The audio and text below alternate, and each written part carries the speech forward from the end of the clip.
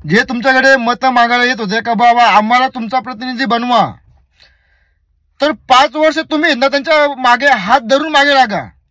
5 वर्ष हात धरून त्यांच्या मागे लागा. तुमचं काही काम अडला तर तुम्ही निवडलेल्या लोकप्रतिनिधीकडे जा आणि त्यांना तुमचं अडलेलं काम पूर्ण करायला सांगा. कारण मालक तुम्ही आणि तुम्ही त्यांना निवडलेले आहेत आणि निवडलेल्या प्रतिनिधींनी तुमचं काम करून दिलंच पाहिजे. वंदे मातरम. मी योगेश सोनावले. कालचं आपलं इलेक्शन आणि मी कालची एक व्हिडिओ बनवली होती. कालची व्हिडिओ पोस्ट केली होती मी. कालचा दिवस म्हणजे आपला सोन्याचा दिवस. सोन्याचा म्हणजे काय, जी विधानसभा निवडणूक असते त्यावेळेस आपल्या विधानसभेमध्ये ना आपल्या गावाचा आपल्या तालुक्याचा विकास करण्यासाठी कोणतरी नवीन चेहरा येणार असतो आणि आपल्या सर्व सामान्य जनतेला आणि आपल्या शेतकरी वर्गाला सर्वांनाच त्याची अपेक्षा असते की कोणतरी एक नवीन चेहरा येईल आणि या तालुक्याचा, या विधानसभेचा, त्यानंतर सर्व गट मिळून आपल्या जिल्ह्याचा, आपल्या राज्याचा विकास करेल. पण दुःख या गोष्टीचा वाटतो, खंत वाटते या गोष्टीची की पब्लिक आहे ना, पब्लिक जनता ती अजून त्याच गोष्टीमध्ये गुरफटलेली आहे की आम्हाला काय भेटेल. काल मी भरपूर ठिकाणी फिरलो, माझाच गाव सोडून भरपूर ठिकाणी फिरलो. तर त्याच्यामध्ये जे लाईनीत उभे राहायचे ना,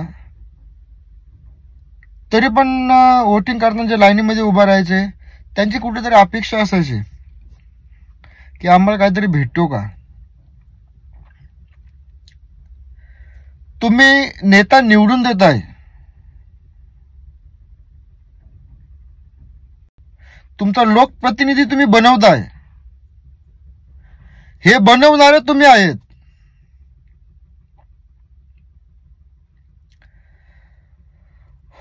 आणि तुम्ही मालक आहेत. या अगोदर पण मी बोललो होतो की तुम्ही स्वतःला विकू नका विकत जाऊ. बरं असू द्यात,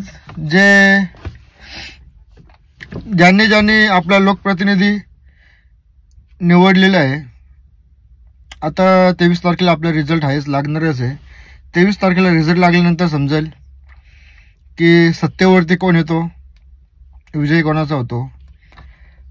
आणि पराभव तर बोलता येणार नाही, कारण का प्रत्येक जण हा रेसमध्ये उभा असतो आणि प्रत्येकाच्या मागे कोणी ना कोणी वोटिंग करत असतो. त्याच्यामुळे त्याचा पराभव नाही आपल्याला बोलता येणार.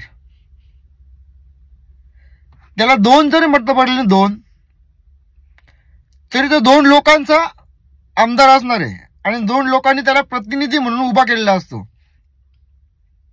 आणि निवडलेला असतो त्याला 2 लोकांनी.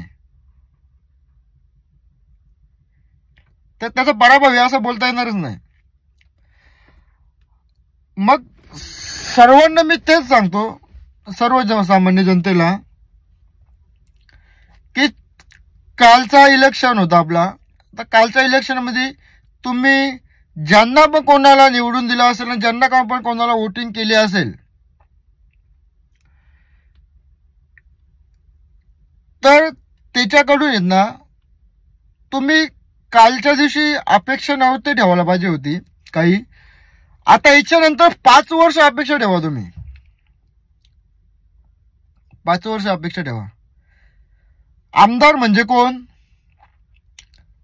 एक सर्व म्हणजे सिंपल भाषेत बोलायचं झालं तर आपले गव्हर्नमेंट जे अधिकारी असतात त्यांच्याकडून काम करून घेणारा आपला प्रतिनिधी. मग ह्या क्षेत्रामध्ये वीज पुरवठा झाला, रस्ते झाले, पोलीस प्रशासन झाला, तलाठी झाला, पंचायत समिती झाली, शैक्षणिक विभाग झाला, जिल्हा परिषद झाली. यामध्ये तुमचं कोणतंही काम अडलं असेल तर तुम्ही ज्यांना लोकप्रतिनिधी म्हणून निवडून दिले आणि जे तुमच्याकडे वोट मागायला येत होते, जे तुमच्याकडे मत मागायला येत होते का बाबा आम्हाला तुमचा प्रतिनिधी बनवा, तर 5 वर्ष तुम्ही ना त्यांच्या मागे हात धरून मागे लागा. 5 वर्ष हात धरून त्यांच्या मागे लागा. तुमचं काही काम अडला तर तुम्ही निवडलेल्या लोकप्रतिनिधीकडे जा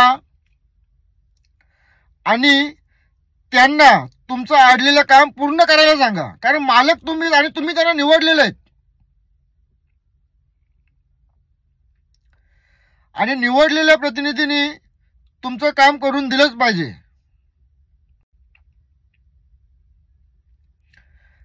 तो तुमचं काम करण्यासाठी आणि तुम्हाला जिथे पण जी काही अडचण येते त्या अडचणीमधून तुम्हाला रस्ता दिसत नाही तर त्याच्यासाठी तुम्ही निवडता ना. मग त्यांना तुम्ही 5 वर्ष तुम्ही मागे लागा आणि तुमचे जे पण काही समस्या असतील, रस्त्याच्या समस्या जे पण तुम्हाला सांगितलं, रस्ता झाला, वीज पुरवठा झाला, आपले घरकुलीचे काही येतात, सरकारी अधिकाऱ्यांचं काही काम कोणी काम करत नसेल, आमदार म्हणजे सरकारी अधिकारी कडून काम करून घेणारा आपला लोकप्रतिनिधी. मग जेव्हा सरकारी अधिकारी कोणतं काम करत नाही सर्वसामान्य जनतेचा, तर त्या जनतेचा लोकप्रतिनिधी विधानसभेमध्ये त्या सरकारी कर्मचाऱ्याला सस्पेंड करण्याची मागणी करू शकतो.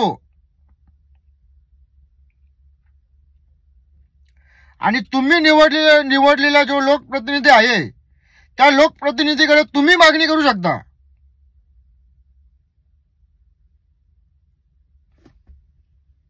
हे अधिकार आपल्याला दिलेले आहेत.